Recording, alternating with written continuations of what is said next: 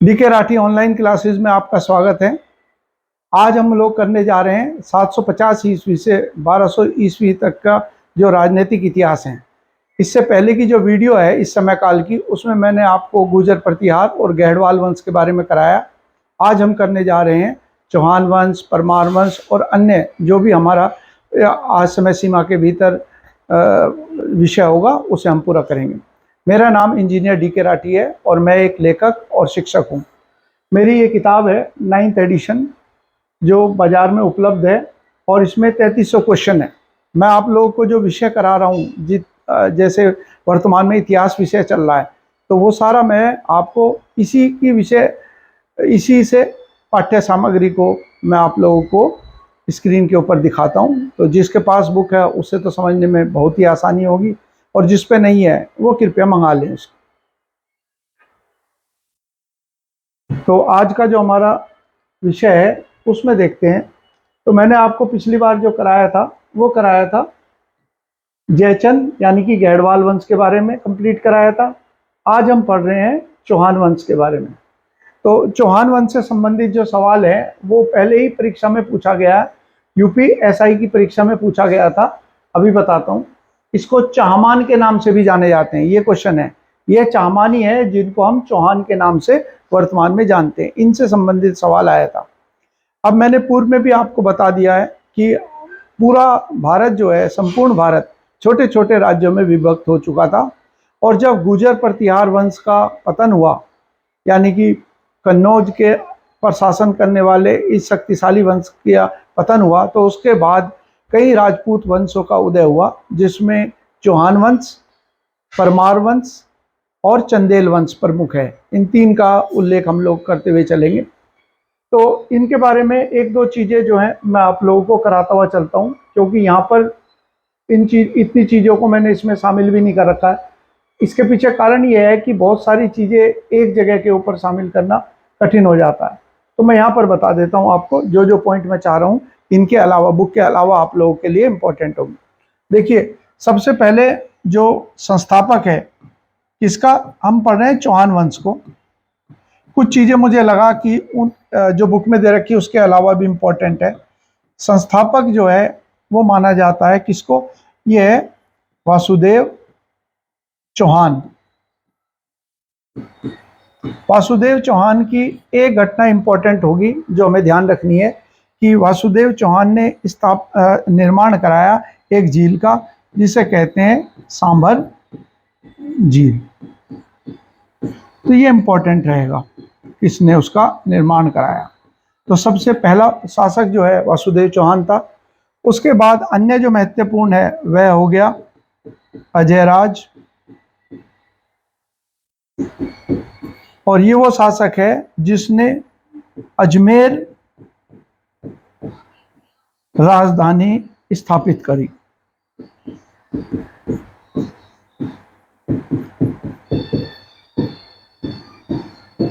ठीक है, हमें ये दो और शासकों के बारे में है जो संस्थापक के रूप में और प्रमुख शासक के रूप में नाम आता है, उनके बारे में हमें पढ़ना होगा। इन्हें याद कर लीजिएगा आप। उसके बाद जो अगला हमारा पॉइंट होगा वो होगा, इसके बाद है अगला जो शक्तिशाली शासक है उसका नाम है विग्रहराज विशाल देव। ये पहला शक्तिशाली सम्राट था, और साथ ही इसके साथ एक और चीज जुड़ी हुई है कि यही वो शासक था जिसने तोमर वंश के जो शासक थे दिल्ली के, उस समय तंवर जो शासक था तोमर वंश का, उसका नाम था तंवर।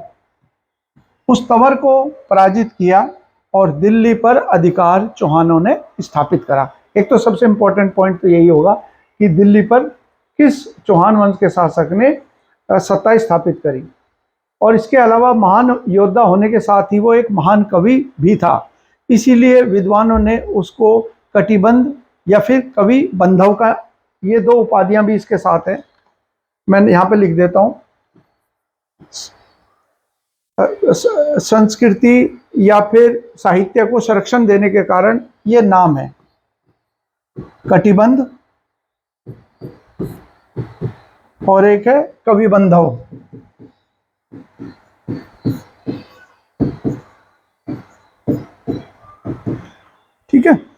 अगर चौहान वंश की हम बात करेंगे, ये ध्यान रखना, तो हमें हमारे लिए सबसे इम्पोर्टेंट जो है वो विग्रह देव, विशाल देव, विग्रह राज विशाल देव या विशल देव भी लिखा होता है वह, और पृथ्वीराज चौहान सबसे इम्पोर्टेंट है। और उसमें 2-3 पॉइंट जो मैंने आपको कराए हैं, इनको आप करते हुए चलना, ये बहुत ही महत्वपूर्ण है। उसके बाद अगला जो बिंदु आएगा इसके अंदर, वह कौन सा है वो देखिए। इसके बाद विग्रह राज ने, और इसी में पॉइंट आगे की तरफ लिखा हुआ है कि विग्रह राज ने एक नाटक लिखा, हरि केली नाटक, इसकी रचना का श्रेय भी इसको जाता है, ये भी इंपॉर्टेंट है। और इस व्यक्ति को सम्मान देने के लिए सोमदेव जो था, उसने एक किताब लिखी है अपने शासक के सम्मान में, ललित विग्रह राज नाटक, ये भी इंपॉर्टेंट हो गया। और साथ ही साथ फिर हम देखते हैं कि जो मुस्लिमों ने पहली मस्जिद भारत में स्थापित करी वो था कुतुबुद्दीन ऐबक, और कुतुबुद्दीन ऐबक ने 2.5 दिन का झोपड़ा नामक मस्जिद का जो निर्माण कराया था, वो निर्माण कराया था उस संस्कृत पाठशाला का जिसे स्थापित किया था विग्रह राज विशाल देव ने। ये भी पॉइंट हम लोगों को ध्यान रखना है। इसके बाद अगला जो महत्वपूर्ण शासक है वह हो गया जो जिसको हम इतिहास में जानते हैं पृथ्वीराज चौहान के नाम से, जो पृथ्वीराज तृतीय के नाम से जाना जाता है, उनके बारे में।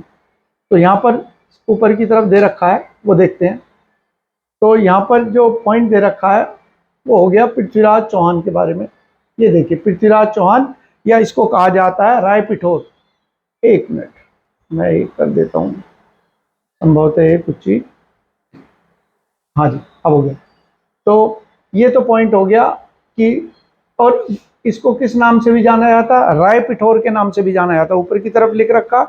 और साथ ही साथ कई सारी अन्य चीजें हैं। ये एक महान योद्धा था और इसने पृथ्वीराज चौहान के साथ 2 लड़ाइयाँ लड़ी। इसके अलावा चौहान जो वंश था उसके निकटवर्ती जो बाकी राज्य थे, जैसे दक्षिण के अंदर नीचे की तरफ चालुक्य थे जो गुजरात के अंदर थे। मैं आपको जरा एक बार मैप के माध्यम से करा देता हूँ जो कहाँ पर हम इसके बारे में पढ़ रहे हैं।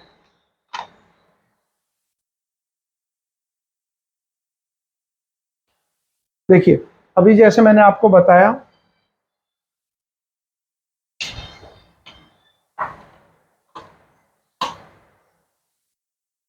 हाँ, ये जैसे मैंने आप लोगों को बताया यहाँ पर, ये देखिए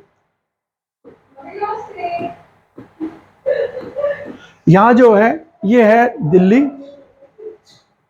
तो दिल्ली में है चौहान वंश का शासन, और यहाँ पर जो मालवा का क्षेत्र है जिसमें इंदौर के पास पड़ता है धार, ये यहाँ पर है परमार वंश का शासन। ठीक है।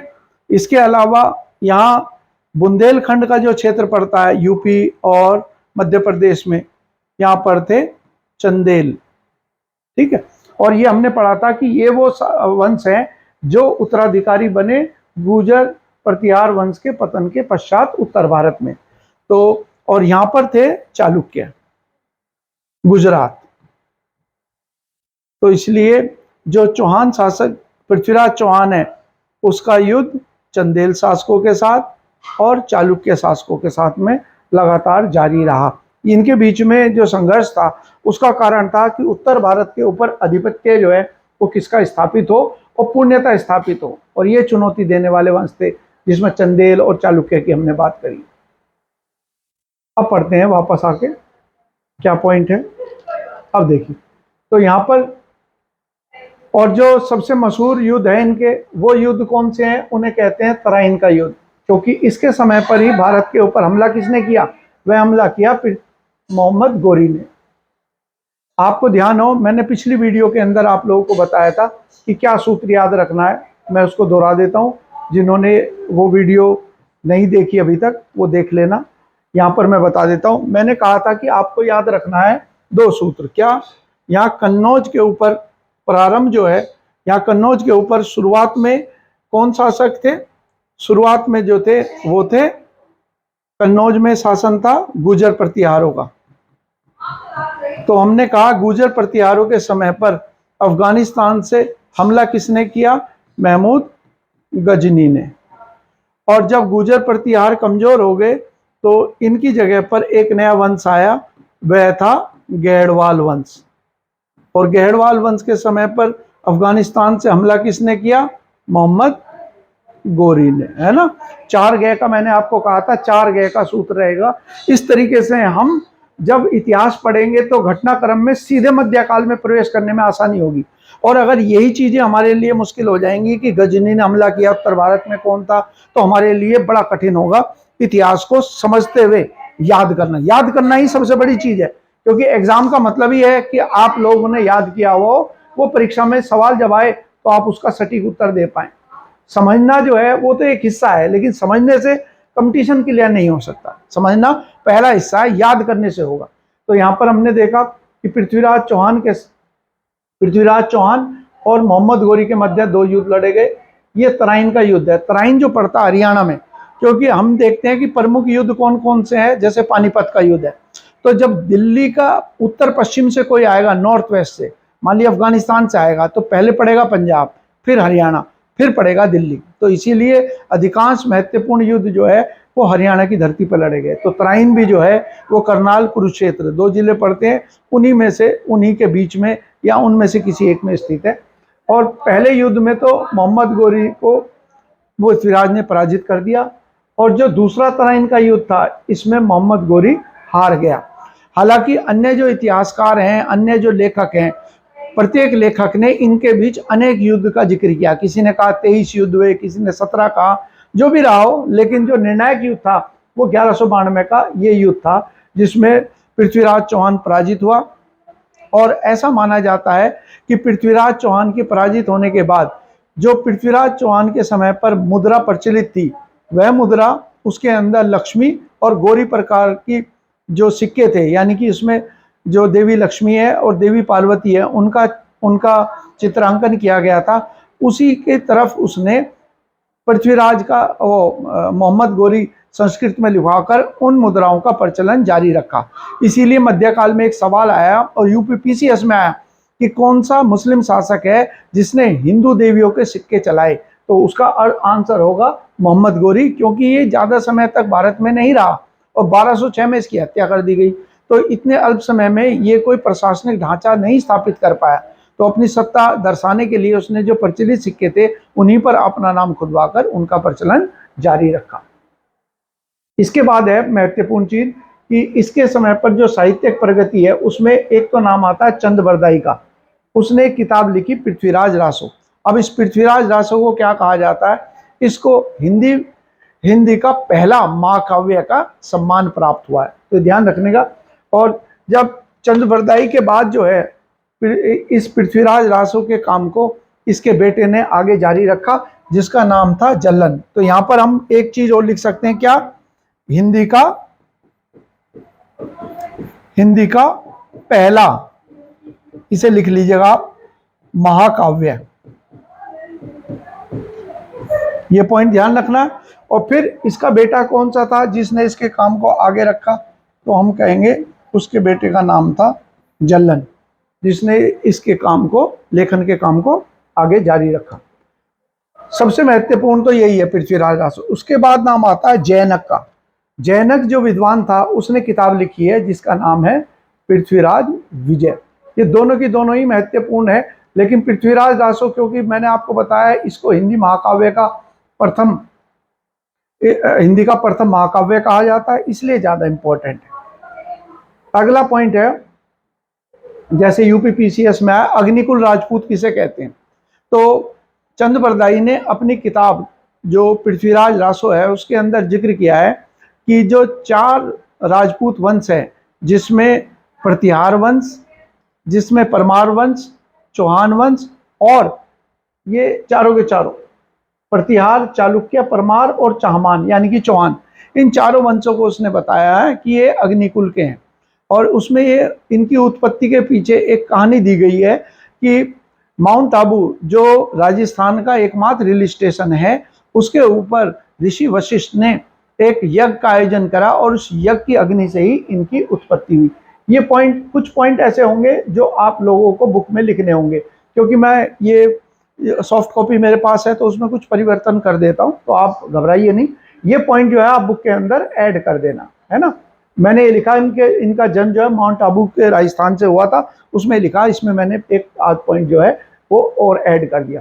इसके अलावा एक और युद्ध इसका हुआ था जो चंदेल शासक था उसके साथ में, और उसके दो सेनापति है आला उदल, उनके मैं अभी जिक्र भी करूंगा उनके संदर्भ में। अगला जो वंश है वो आ गया परमार वंश। परमार वंश जो है ये कहाँ पर था, तो ये मध्य प्रदेश के अंदर है परमार वंश के बारे में, और इसका संस्थापक है उपेंद्र या कृष्णा राज, ध्यान रखना है। और राजधानी कौन सी थी, मध्य प्रदेश, और बाद में राजधानी जो है इंदौर के पास भी पड़ती है एक जगह जिसका नाम है धार। राजा भोज जो शासक थे उन्होंने इसकी राजधानी को स्थानांतरित करा। तो दो राजधानियां, उज्जैन भी हम जानते हैं बड़ी पावन नगरी है हिंदुओं की, क्योंकि यहाँ पर जो शिवजी महाराज हैं उनका यहाँ पर एक भव्य मंदिर है, उसका भी मैं आपको जिक्र करता हुआ चलूंगा। एक एक करके देख लेते हैं इनके शासक के बारे में क्या क्या चीजें हमारे लिए इंपॉर्टेंट होंगी। इसमें जो प्रमुख शासक है उसमें भोज परमार का नाम आएगा, वो मैं बताऊंगा अभी। पहले हम करते हैं क्या क्या चीजें इंपॉर्टेंट होगी और कौन कौन से इससे संबंधित सवाल जो है एग्जाम में आए हुए हैं। देखिए यहाँ पर जो है मैंने पॉइंट दे रखा है कि इनके समय पर जो है ये एक प्रमुख शासक है जिसका नाम है वाकपति द्वितीय मुंज। ये परमार वंश का एक शक्तिशाली शासक था, और ये वो शासक था जिसने चालुक्य नरेश, जिसका नाम था तैल द्वितीय। चालुक्य कहाँ के थे, ये एक तो चालुक्य है गुजरात के, उनको चालुक्य सोलंकी कहते हैं, उनका जिक्र नहीं है। और दक्षिण में अगर हम चलेंगे तो वहां पर पढ़ते हैं चालुक्य बादामी के, और एक पढ़ते हैं चालुक्य कल्याणी के। तो कल्याणी का चालुक्य था जिसने, और ये दोनों के दोनों जो चालुक्य है ये महाराष्ट्र और कर्नाटक का क्षेत्र है और निकटवर्ती आंध्र प्रदेश का, वहां का ये शासक था जिसको उसने 6 बार हराया। परंतु अंतिम बार जब ये युद्ध हुआ तो उसमें तैल द्वितीय ने वाकपति को हराकर बंधक बना लिया और उसकी हत्या कर दी गई। ये विद्वानों को परिचय देने वाला शासक था, और इसके दरबार में जो प्रमुख विद्वान थे उनके नाम आप अगर याद कर सके तो वह नाम याद कर लेना। अगर हम कहें कि क्या चीज हमारे पास जो है केवल परमार वंश के ही सवाल पूछे जाएंगे तो बताइए 4 सवाल आने हैं तो क्या याद करके जाएं, तो वाकपति मुंज का के दरबार में जो विद्वान है उनके नाम आप लोग जरूर याद कर लेना, ये इंपॉर्टेंट रहेगी। उससे ज्यादा इंपॉर्टेंट जो रहेगा वो आएगा अगला शासक जो कहलाता है राजा भोज या भोज परमार। हम जानते हैं कि एक वो भी है प्रचलित हमारे यहाँ पर जिसे कहते हैं राजा भोज और गंगू तेली। ये हमारे यहाँ पर एक कहावत का प्रचलन है। तो ये कहावत का प्रचलन क्यों हुआ तो उसका संदर्भ भी हम देखेंगे कि संभवतः ये प्रचलन जो है वो इसी राजा भोज के बारे में उल्लेखित किया गया है, और क्या संदर्भ है वो मैं आपको बताता हुआ चलूंगा। तो यहाँ पर देखें, ये जो प्रसिद्ध शासक है इसने राजधानी का स्थानांतरण कहाँ किया, इसने राजधानी को बनाया धार। और राजा भोज का महत्व समझने के लिए मैंने कुछ एक्स्ट्रा पॉइंट्स इसके अंदर जोड़े हुए हैं, इन्हें आप बुक में भी शामिल कर लेंगे, लिख लेंगे। यहां पर मैंने बता रखा है। देखिए जो मध्य प्रदेश है, मध्य प्रदेश राज्य जो है उसके जो सांस्कृतिक विरासत है या हम कह सकते हैं सांस्कृतिक जो गौरव है उसके पीछे किसका योगदान है, तो सबसे बड़ा योगदान जो है वो राजा भोज का है। जो भी पहचान है आज हम मध्य प्रदेश की जानते हैं उसमें अद्वितीय योगदान जो है राजा भोज का है। कैसे कैसे देखिए, इसमें सबसे पहले तो हो गया कि विश्व प्रसिद्ध भोजपुर का मंदिर है, और सबसे इंपॉर्टेंट क्या है, ये है उज्जैन स्थित महाकालेश्वर मंदिर, जो कि पूरी देश भर से जो शिव भक्त हैं और जो कोई भी सनातन धर्म को मानने वाला उज्जैन जाता है वो इस मंदिर के दर्शन करना जो है वो नहीं भूलता और चाहता है इसके दर्शन अवश्य करें। तो इसका निर्माण किसने करा रहा है, वो भी राजा भोज ने। इसके अलावा देखिए भोपाल अगर आप कभी जाएंगे तो वहाँ एक पर सबसे सुंदर जगह है, वहाँ का एक तालाब, उस तालाब का निर्माण किसने किया, उस तालाब का निर्माण भी इसी ने करा। और एक और पॉइंट हो गया, धार के अंदर भोजशाला है। भोजशाला वो जगह है वह भी विवादित है, जैसे अयोध्या है, जैसे मथुरा है, जैसे काशी है। तो यहाँ सनातन धर्म के लोग जो हैं वो कानूनी लड़ाई लड़ रहे हैं इस्लामिक या मुस्लिम आक्रमणकारियों से, जिन्होंने हमारे पवित्र स्थानों को तोड़कर उनकी जगह के ऊपर मंदिर का निर्माण करा है, और उसी विवादित ढांचे को लेकर ये कानूनी कार्रवाइयाँ आजकल हम सुनने में आ रहे हैं, चल रही है। तो उनमें से एक विवादित स्थान जो है वो धार का भोजशाला भी है, जहाँ जो भव्य मंदिर है उसी के प्रांगण के अंदर और उससे सटा हुआ एक मस्जिद का निर्माण भी मुस्लिम आक्रांताओं ने किया था। इसके अलावा ये तो हो गए शिव के मंदिर हैं, जो अधिकांश जो है शिव मंदिर। इसके अलावा सरस्वती मंदिरों का भी निर्माण उसके द्वारा, राजा भोज के द्वारा कराया गया। और इसमें धार के सरस्वती मंदिर का नाम जो है वो भोजशाला था। एक और पॉइंट पढ़िए, पहले इस मंदिर में वाघ देवी की मूर्ति होती थी। वाघ देवी जो है ये भी नाम किसका हो गया, देवी सरस्वती का एक नाम हो गया।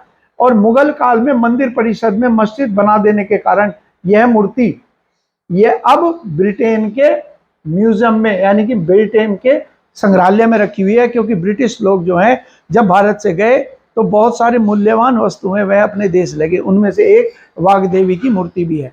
और इसी के साथ हम करंट अफेयर्स का एक पॉइंट और समझ ले कि हमारे यहाँ एक सबसे बड़ा जो साहित्यिक पुरस्कार है उसे क्या कहा जाता है। वो साहित्यिक पुरस्कार जो है उसे कहते हैं ज्ञानपीठ पुरस्कार।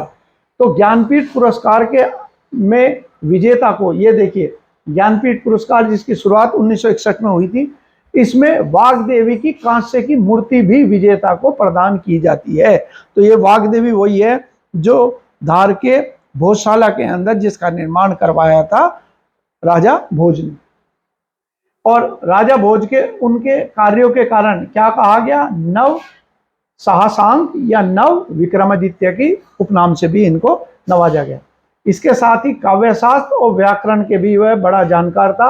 और मान्यता के अनुसार भोज ने 64 प्रकार की सिद्धियां प्राप्त करी थी और उसने 84 ग्रंथ लिखे, जिसमें हर विषय धर्म, ज्योतिष, आयुर्वेद आदि सब चीजों पे है। लेकिन सबसे इंपॉर्टेंट क्या होगा, सबसे इंपॉर्टेंट हमारा होगा, अभी मैं बताऊंगा। इसके साथ ये भी देखिए, आईने अकबरी में उल्लेख के अनुसार भोज की राजसभा में 500 विद्वान थे। आईने अकबरी जो है अबुल फजल ने लिखी है, जो अकबर के दरबार में था। और ये 500 विद्वान के संदर्भ में एक पॉइंट और मैं आपको बता दूं, यूपी पीसीएस में क्वेश्चन आया कि किस शासक के मरने के बाद ये कहावत प्रचलित हुई कि अब जो है लक्ष्मी अनाथ हो गई या और लक्ष्मी रोई, उसके पीछे सरस्वती अनाथ हो गई और सरस्वती रोई, माफ कीजिए। तो उसके पीछे कारण यही था कि राजा भोज जो है विद्वानों को प्रशय देने वाला था और उसकी मृत्यु के बाद ये संरक्षण समाप्त हो गया, इसीलिए ये कहावत है।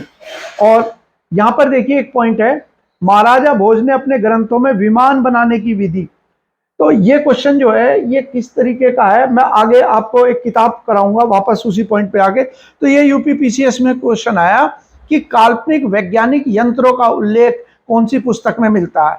तो समरंग सूत्र नामक एक पुस्तक राजा भोज ने लिखी थी, उसी के अंदर इन सब चीजों का है।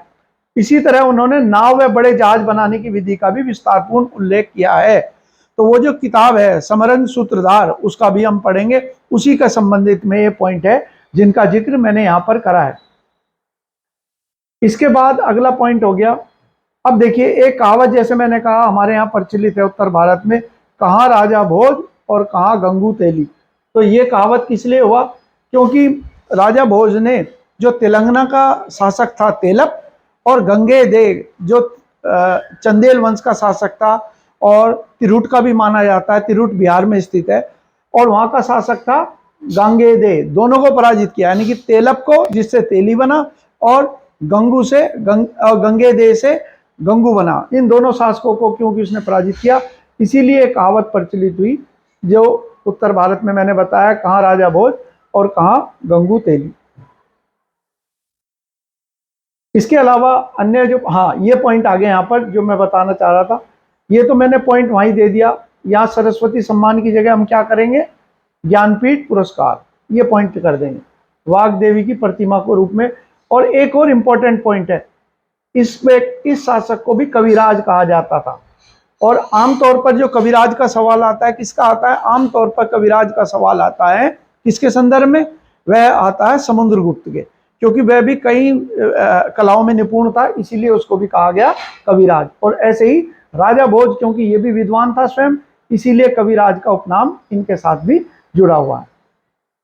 और ये क्वेश्चन है जो मैंने कहा यूपी पीसीएस में आया हुआ, ये है समरांगण सूत्रधार, इसमें क्वेश्चन आया था कि किसमें काल्पनिक वैज्ञानिक यंत्रों का, वैज्ञानिक उपकरणों के बारे में लिखा गया। हालांकि इसमें स्थापत्य कला तो है ही मेन, लेकिन काल्पनिक वैज्ञानिक उपकरणों का उल्लेख भी किया है। और साथ ही उसकी एक अन्य कृति है आयुर्वेद के ऊपर, आयुर्वेद 10 वर्षव्य। इसका विषय जाहिर बात है क्या था, चिकित्सा। तो आज का मैं टॉपिक यहीं पर ही समाप्त करता हूँ। आगे की तरफ 2 पार्ट और मैं इसके कराऊंगा कम से कम, जिसके अंदर में अन्य जो वंश इसमें बचे हुए हैं, खास तौर से दक्षिण भारत के वंश बचे हुए हैं और बुंदेलखंड के और अन्य कुछ और वंश बचे हुए हैं, कश्मीर के भी बचे हुए हैं, वो मैं आपको कराता हुआ चलूँगा। आप लोगों ने ध्यान से मेरे वीडियो को देखा और लेक्चर को सुना, इसके लिए आपका बहुत बहुत धन्यवाद और आभार। साथ ही मैं आपको ये भी बताता चलूँ कि मैंने हाल ही में क्वेश्चन को सोल्व कराने के लिए एक नया यूट्यूब चैनल भी शुरू किया है।